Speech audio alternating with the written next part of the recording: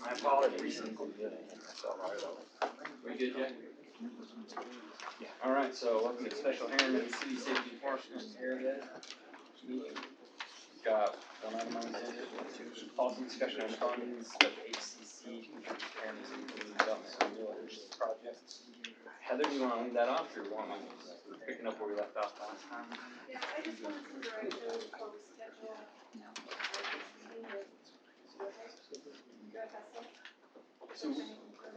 So we've been running around meeting with a bunch of different areas. Since that meeting, we were told there were 3 main ones. Georgia School District, Salt Lake County, and UFA. Georgia School District obviously, approved it unanimously. But did you follow up we did after? Yeah. Quentin and I went and met with 3 board members. Dale Robinson, Matt Young, who's the finance director, and Bryce Dunford, who was their chair this year, and the first initial response was, "What do you want to talk to us for?" We approved it 7-0. I said, "Well, we just want to make sure that there's if there's any ancillary questions. We've seen some of the media.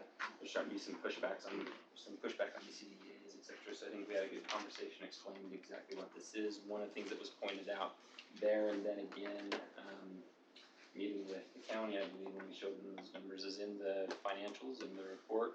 It shows not 7.1 million, but 17. It has that 10 million in there. So we had to explain that's not part of this. So we probably need to adjust that for future presentations to show this is just infrastructure, water, sewer, etc. But I thought that conversation went really well, and kind of we get into some other things. But they said they have a criteria, and this project scored the highest on the criteria. This is like the definition of what they look for. So I think we're okay there. The 2 that we're waiting on, obviously, are Unified Fire Authority and Salt Lake County. Councilman Smith and I went and met with the Republican caucus at the county. I guess that's how they do these side meetings, as Republicans and Democrats. I think if they're in the same room, they get a rash or something. Yeah, I don't know. So, there's quorum issues, I guess, but they divide it that way. We met with the Republican caucus quite a bit in a second, but I've reached out to the Democratic caucus through Robert Sampson, who's who I was told to do it through. I have not gotten a response yet at all. But I think the meeting there really centered on Bull Rock. Like I think they couldn't quite get over the hurdle that they felt that we were recruiting companies from within the county to relocate to another city within the county. And reading the email of the follow-up questions that was sent to staff, that's really what they're interested in. There was really no questions or really much concern about HCC contributing. We brought that up. We brought it up. There was never a question. And they didn't really seem to have an issue with that because Harriman City's participating at 100%. We did inform them that both them and the school district that they might have a question on that. So we'll approach that there. Have a good enough summary. So I think we need to probably round back with the county staff and council members to make sure that they understand we're not incentivizing anyone to locate here, whether they're within the county or out. There's no sweeteners, there's no payments to companies in any way, shape, or form. We just want to basically stub the infrastructure so that they can locate here, make it that part of it a little bit easier to facilitate it. And I think those that understood that, they really kind of quelled a lot of their concerns. There were a few that had a hard time understanding that we weren't incentivizing anyone. Well, The follow-up questions. not closing their Bluffdale location, so that we need to do a better explanation on that. They're not open. I've reached out to their CEO. He's getting me some further information that I can pass along to the county on what their operations will be in the Bluffdale location. So we look at it as an expansion. It's not a close this business and open over here. It's not cannibalizing. Which seems to be their primary concern, so I think if we have I was actually, even after our conversation, I was still actually a little bit surprised to see some of those questions come up again after the conversation we had, because I felt like most of them had, kind of understood that. I think that email was prior to your meeting. Was it? And so I think we need to follow up and unequivocally answer those questions. Timing that email came out just after Councilman Henderson requested the meeting with them. Came out Okay. on last Friday. So it was probably right after we met with them on. It's probably right after we met with them. On Friday, did you meet with them? We met with them on Earlier in the week, Tuesday. I want to say. So it was last Friday. So yeah. So it was after. On So Henderson.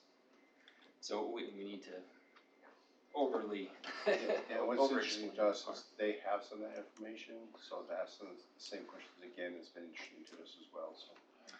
It definitely stirred the county, interest in it, so that's good. The other question that was brought up, and of course we need to run back and have some more conversations, was there was one pushback from Councilman Jensen's assistant on the number of CDAs that we have open. And I'm keep looking at Clint, help me, I've had so many of these conversations last week, they're starting to jumble together, but I believe our response was that we only have a couple, I think she named 3, and said we would hope that wouldn't be looked in, each city can only have this many, but the need and the total amount, I mean, 7.1 compared to all, the other projects they have, so if we had our 3, the dollar amount's probably a lot less than. That So comment, I we're kind of disappointed in the question from that assistant, because I think there was a CDA early on, it's out towards like $30 million, this is a big one. Yeah, so It might even be, so it's just, I think they understand there's a lot of them all over the ballot. yeah. And say we have, how many do we have? I don't know if that's Right, and I also kind of Or- explained the geography, Seems odd. right? So the areas that they're in and the different objectives, and that this particular project has a clear objective that's different than the others, Yeah, in this is different our fourth location. CDA and we're growing cities, so you Well, and are that was going the to point, have- I was just gonna say, that was really the point that we tried to make in that conversation is, to the point of how many do you have, I don't think it's a factor of how many do you have as much as a factor of what stage of that growth cycle are you in? And these that are used to help stimulate, and again, I think we did a good job of bringing back to, this wasn't, we didn't really feel like this was, certainly it's within Harriman City, and it's a Harriman City CRA that we're asking for, but that anything that creates jobs within the valley it extends well beyond just the borders of Harriman. And again, I think there were some of those that certainly understood that, went along with it, and there were others that seemed a little more micro-focused on a few of those other details. There was a follow-up question on the email that was similar to the question we received in that meeting, was we were saying there's 150 jobs, they want details on those, and well, are the majority minimum wage jobs, and then there's 2 highly paid people, and it averages them out, and our comment was we can get those numbers to you, but it's a wide range. And we followed up with, really, I mean, personally, this is just me personally, but 150 people driving the opposite way of everyone else, I don't care what kind of job they are or what they pay. Our overall objective, and we kind of segued that into our overall objective, is to achieve some balance, not only in our community economically, but socially and as service providers. And I think that resonated with a few. So I think there's a few of those points that we can kind of hit in some of these presentations, but I don't think there was any issue in Salt Lake County regarding HCCs. I don't feel like that there was.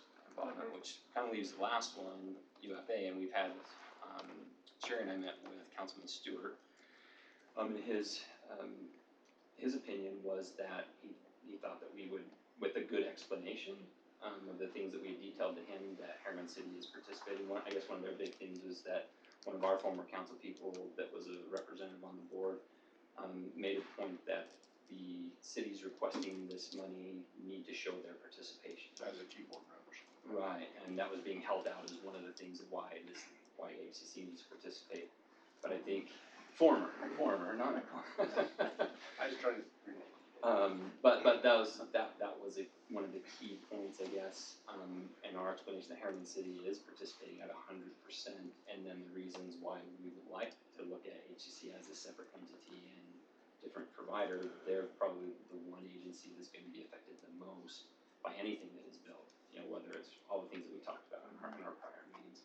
So his feeling was that, with a good presentation and conversation with a few of the board members, he thought that we would have the votes.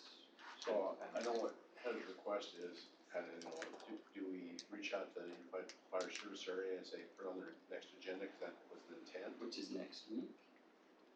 Yes. I would think maybe we put it on the one following to give us some time to have a few conversations with other board members and do that education a little bit. Have you guys filled out? It just means that they're for the year, for the state to I think make so. sure that we get it approved. The UFA is also looking at tightening up their criteria as it pertains to this. And so giving them a little bit of time to get their own house in order and make sure that there's some consistency. Because up to this point, there has not been. And that was the prior discussion is, we're going to get more of these, they're going to continue to come, and we need to look at them with the same criteria, with the same lens, so to speak, and that is a process that's. I know this, that Nicole attended that work meeting, and that's, you were very explicit about, they need to have a punch list or criteria of how they measure each one, instead of the way they've been doing it. That's exactly what we just talked about is happening on the school district side of Right. things. And what they showed us their criteria of the process, which I thought was great, so if they can do, I mean, really every one of these agencies should do something Yeah. similar. And I've seen a draft of UFSA's policy, so it reads pretty much the same as the school district and the county, they all kind of are using the same criteria. So coming in after they've put that in place will be beneficial. Is that, I mean, you tell us, would there be an issue with the calendar? Is there a chance that they don't have any more meetings before the end of the year and we can't get on November, December? Yeah, I'll look on the, I think they have all their meetings scheduled on their website, so let me take a look and make sure. Thanks, Heather. Do I get to make a motion? Is there anything you want us to look at as criteria for HCC in the future? I think we'll be better able to answer that when we see some of the criteria that's presented to us. What do you guys think? We don't meet that much on HCC, I'm trying to figure out, how do we get As far direction? as what, with your meaning for future CDAs, CRAs, criteria for for us their- that we would want HCC to participate or not. Correct. I think we should look at something like that. There's no shortage of examples. I would say reach out to There's like bodies and find the one that we feel works best for us. There's I think plenty what of we'll, good examples. that's why they're in directions, so we can start gathering them, Yeah. we'll circulate them and say what's in, what's out. There'll be a lot of similarities, we'll just say those are the ones that are, does that make sense? Yes. Yeah, for sure. Okay. Okay, we good? Okay, now I'll make a motion to adjourn. Second. All in favor? Aye. We are gonna go back into our work meeting. So, I guess I'm still up, right? Yep, you're still Okay, up. so, Good to see you here. interesting enough, things changed since we break, so I got 3 Seymour updates. There- And you wanna say no to Miss Wendy? No, we approved one. Yeah. So Wendy has 2 items, one the Danzy House and one the military welcome home. I'd like to deny either one of those. They're both really fast and really great.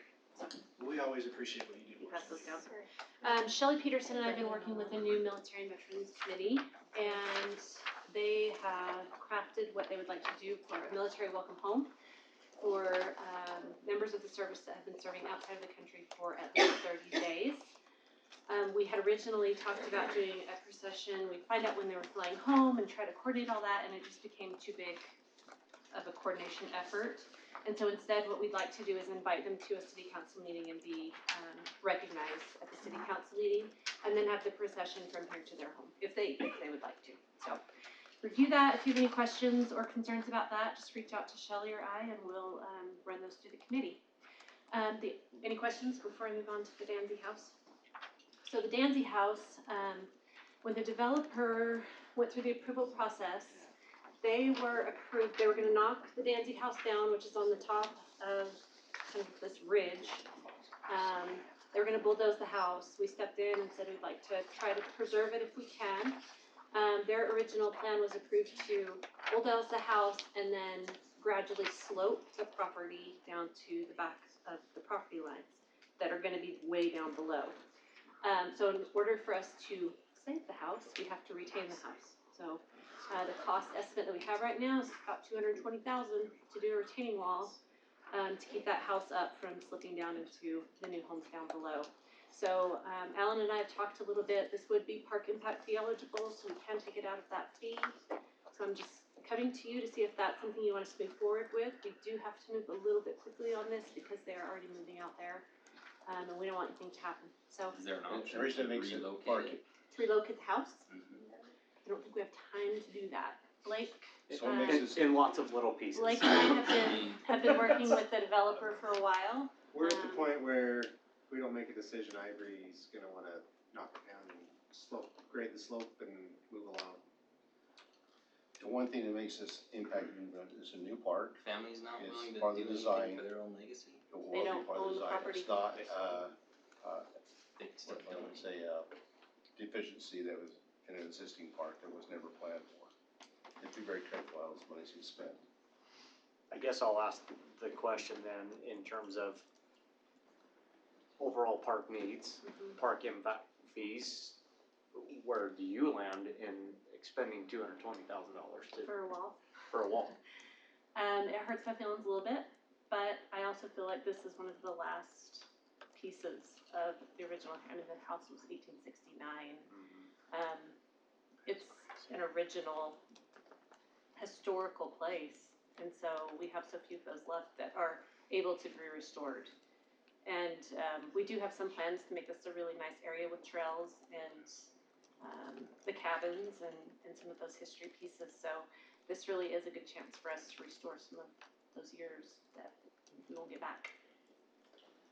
So it is, it's a difficult decision. I had a call with the original owners. I guess he's his probably great grandson the other day, and just listening to some of the history of it. And yeah, I hate, you'd never get it back. Yeah. If we allow it to just build those because we don't want to create a wall, we'll never get it back. And so then that's the question: is history worth preserving? We keep hearing over and over to retain the Harriman Hill, retain the Harriman, and is that what that is? I don't know. I think it's Yes. part of it. That's a question, that's tough. I mean, when this was brought to us first, my first response always, Brett and Pat once talks about these is, we need to preserve as much history as we can, but just like some of the other homes that have been brought to us, you know, for sale, can the city buy these and preserve them? That's not a one-time commitment. I mean, that $220 for the wall turns into upkeep of the house, and Yeah. I mean, the price tag starts to grow and grow, and we have so many competing interests.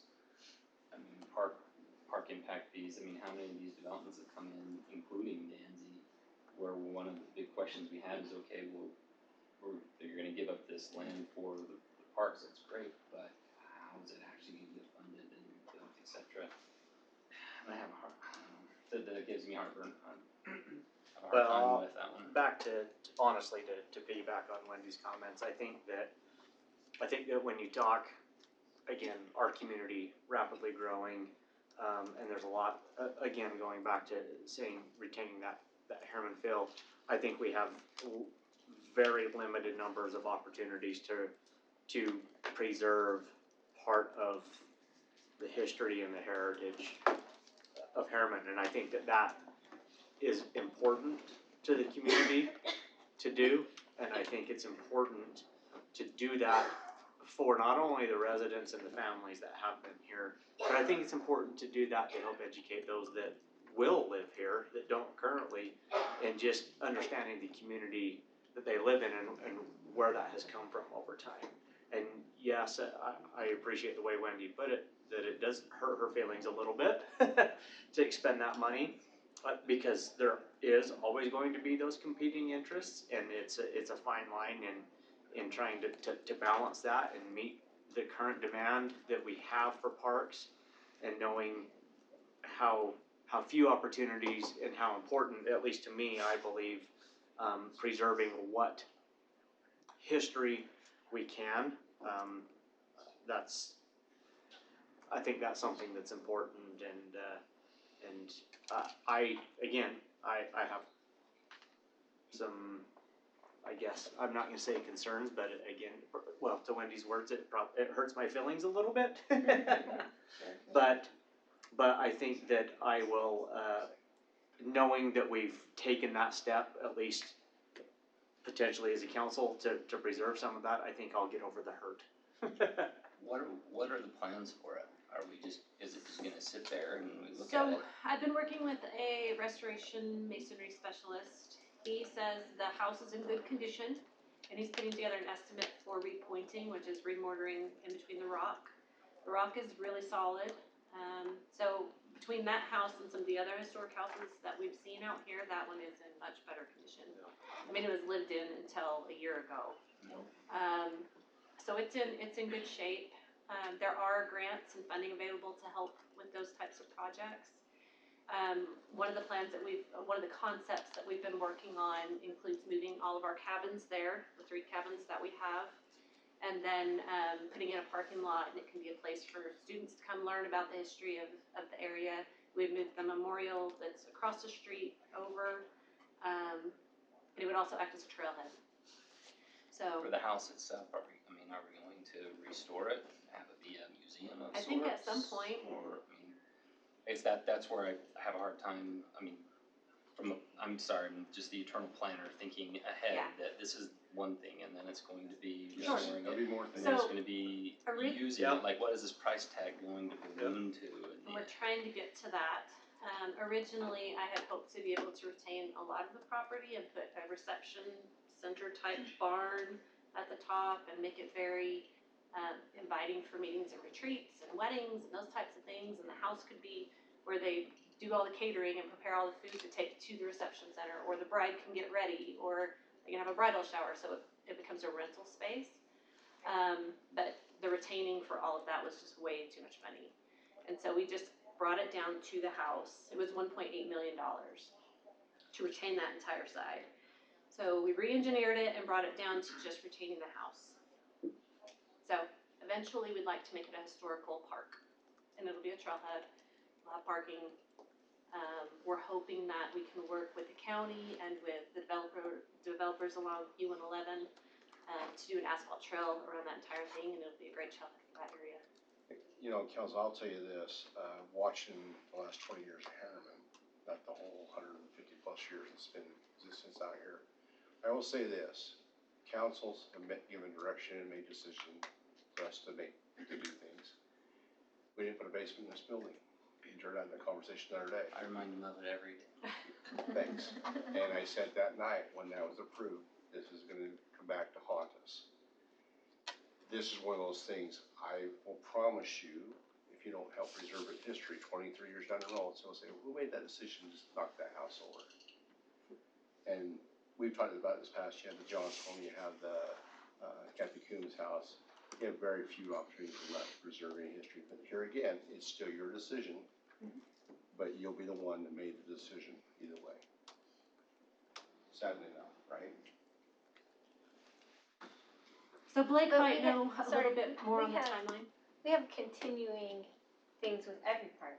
We pay for people who go along, we pay for this, we pay for this, so I don't think this would be any different than any other park. There's gonna continue to be different things, you know, you might have an all grass park and you're like, okay, let's put the money in to do the playground on it, and things like that. So there's always expenses. If we look at our budget, our park budget is pretty huge, because we spend money for people to go and enjoy this kind of thing. So I think it's okay to spend money for people to understand the heritage that they've inherited by moving here.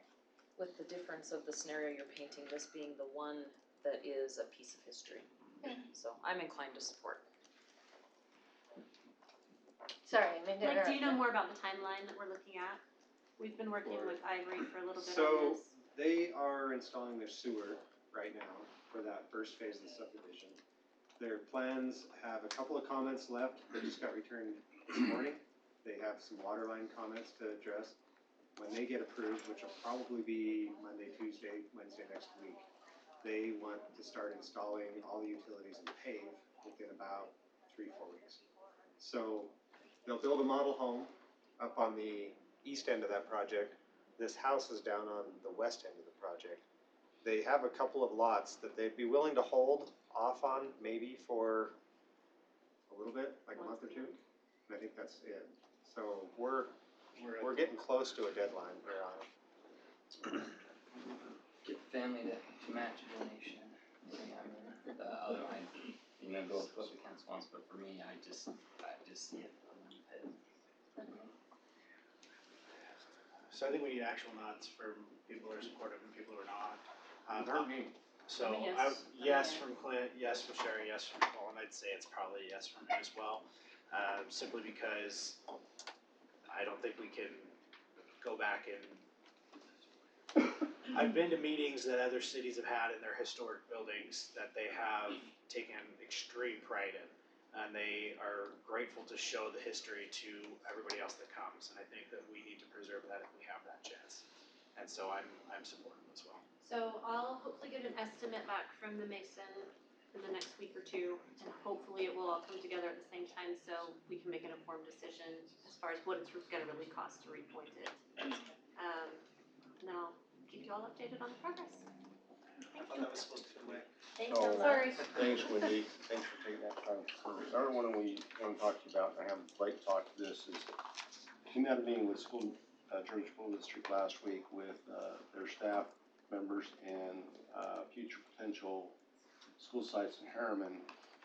And there's a real quick need to locate another elementary out here, and we're close by, so Blake, you wanna talk to that? What are your pointer, Gordon? And Tammy, do you have that exhibit? So, as Brett said, I had just a routine meeting with the school district facilities staff last week to kind of talk about lessons learned from Mountain Ridge High School and Ridgeview Elementary. And they said, oh, by the way, we are looking at placing a new school in kind of the northwest quadrant of Harriman in the next couple of years. The reason is Bastion Elementary's projected numbers are going to be up around 2,500 students within the next couple of years. That's as large as Harriman High. Which Large is Harriman someone's High. capacity. Yeah, 3 times. Yeah, 3 times the capacity is what we're hearing. So, they told me there's one elementary school that's gonna be built up here in Village 8 of Daybreak, and that they're looking in this area for another school. And We gotta talk. I immediately- I immediately Oh my came gosh, back. I can't even tell you how opposed I came back and told Brett and Gordon, I said, this is an issue that I think could be a hot button item. We need to You address will this right have, away. oh my gosh. Put it wherever you wanna put it, but if you don't build a school, you're gonna have a lot of problems. So I made this map, I put all the schools, I didn't identify what was high school, middle school, charter, but you know what they By are. the way, Blake, you didn't show that the new, AAA. Oh yeah, charter school is going right here, under construction right now. And then these are the 2 proposed Danzy schools. This one is the middle, this one's the elementary.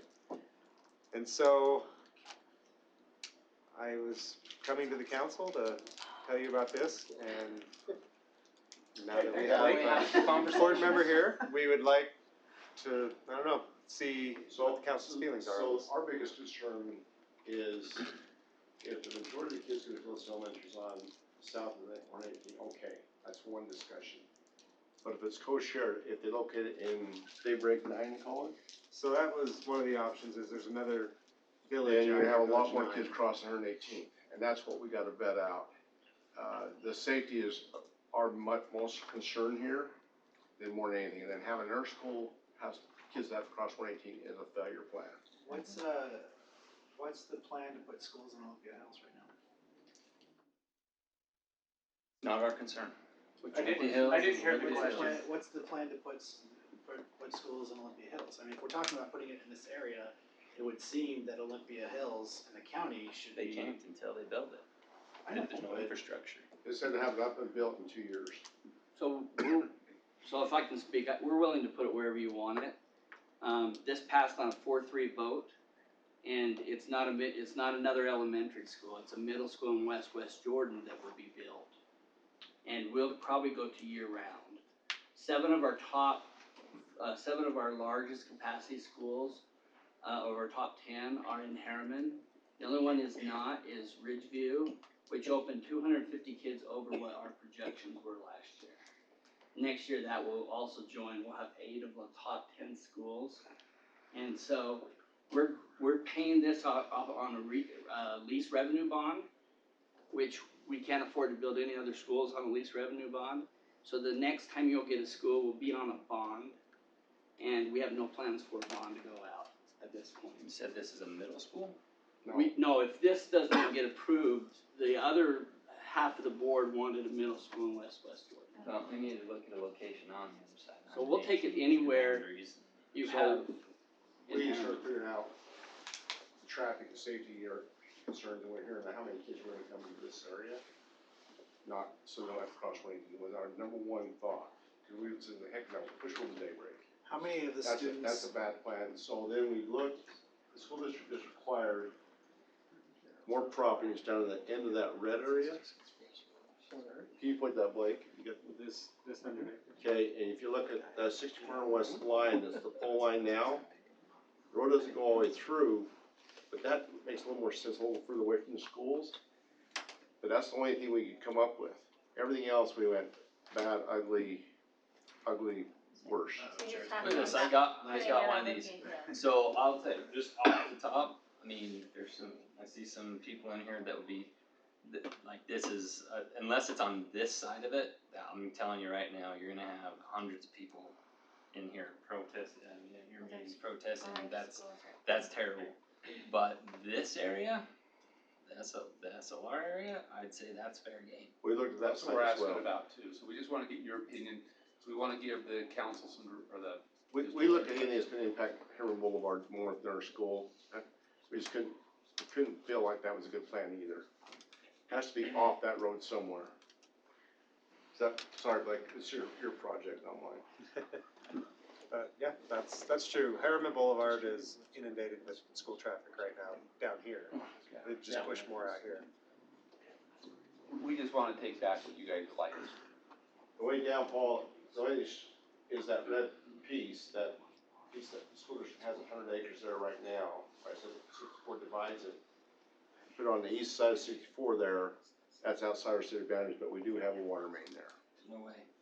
I'm just saying, No way. that's our I job mean, to look at especially, I options. mean, on the front that we're fighting Olympia Hills and the threat to our infrastructure that is, we can't proactively connect our infrastructure to a nightmare. Well, we've gone through the state statute really fine tooth comb, and if there is no road, they'll have to build it. But we will.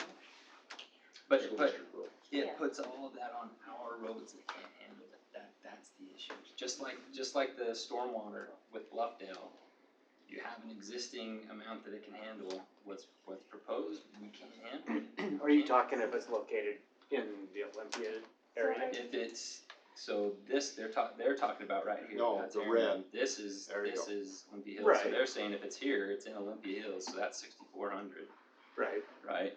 So they're saying, well, if they put it here, or here. To me, either one of those is bad, cause then you're just saying, yep, we're okay with you building this and connecting it right Yeah, through here. But more But schools. what about here, that one? Danzy's. Right.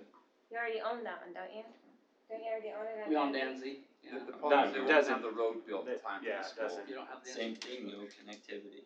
They won't have a road. I mean, Really, Are it's they one not- of those Years. kids that go Are here. they not close? They're Getting- paving the road on that. That's But not close to that Right. site. That's the, Oh. And to your point, Jared, I don't disagree with anything you just said in terms of if it goes in there. The only thing that I would say to that is it's gonna be our kids that are going there. So, you know what I mean? the school's one thing, but what you're doing with the rest of it, bringing that in because of the school, that's not, to me, that's not justifiable in any way. No, shape, or form. My kids can go to school, half a mile down the street. That Again. won't be built, I'm trying to tell you, we will not build an elementary school in Daybreak. That will be on a bond.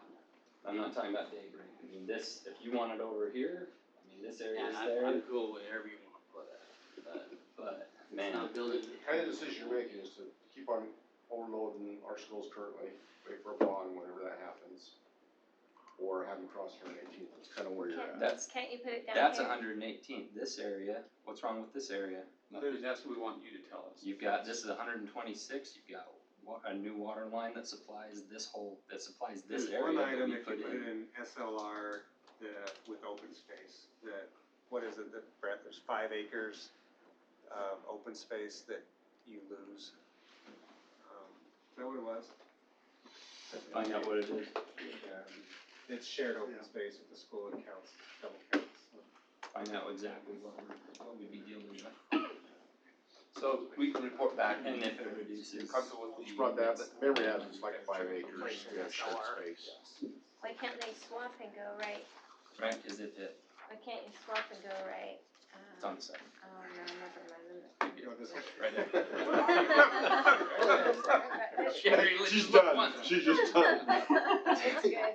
No, I answered my own question in my head, sorry. For the MDA, Well, I want to answer if that. you all didn't hear my comment to Blake, find out if it reduces units in that area as well. Right. That might be a good trade. The other thing Well, to consider is if you Do did we have put a one, sense, so SLR property is number one, otherwise. That's the best option, the rest is gonna be a huge fight. I will make a huge fight. And if you put one- if you put a school too close to Danzy's and then the Danzy school doesn't get built, then those turn into units in Danzy's too, Yes. so. So why would we want one here? I don't. Lots of things to consider. Good point. No, I'm not saying I do. My All only we're point doing that I is was one on making there, 126, that's where he's going, no, Yeah. or 118. the only point that I was making there is that it's Harriman kids that need a place to go, and I know, at least I'm assuming that you guys get as much as I do in terms of why aren't the schools being more proactive? Our schools are overcrowded, and I think that we're trying to work in that direction, and we need to find the best resolution to allow a place for our kids to go to school. Waiting's not an option, why don't you look at 2 or 3 sites, one of those being SLR, bring it back and let's look. There's not going to be, it's not as if we're going to find a solution that checks all of the boxes for all of us. That being said, a decision has to be made, so bring us back some options. Okay. Okay, I am done with that one. You see why I said that we can't, well, I don't have time to cover that one. Just knew it. I could feel the moment you said school. I could feel it out here. Oh, you're. You looked at that everywhere. All right. I was patient, I was fine until you drew your circle. So Daryl, you want The this first thing. last thing. Three ads are all- told me I we want this Yes. school, like, it's right there. So with that, I will accept a motion from the council to move into a closed session. It's item 14. I will make the motion to temporarily recess the city council work meeting to convene in a closed session for the purpose to discuss, we're doing land as well? Yes, thank you. Discuss character, professional competence, physical or mental health of an individual pending a reasonable imminent litigation and the purchase, exchange, or lease of real property as provided by Utah Code annotated 52-4-205. Okay, motion and a second. I have Jared. Yep. Sherry. Yes. Nicole. Yes? I vote yes, that motion passes.